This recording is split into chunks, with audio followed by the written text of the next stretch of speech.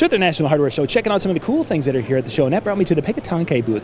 They've got, of course, ways of adhering PVC tubes, basically the PVC pipes, the kind of that we use for waistlines in your kitchen and in your bathroom and such.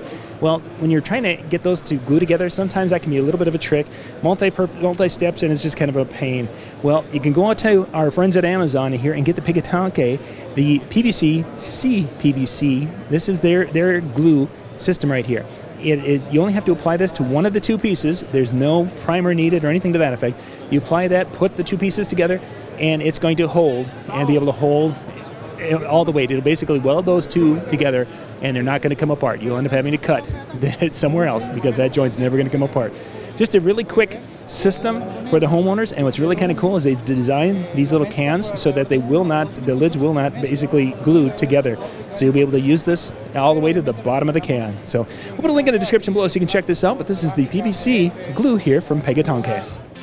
For more tips and how-to videos, go to weekendhandyman.com.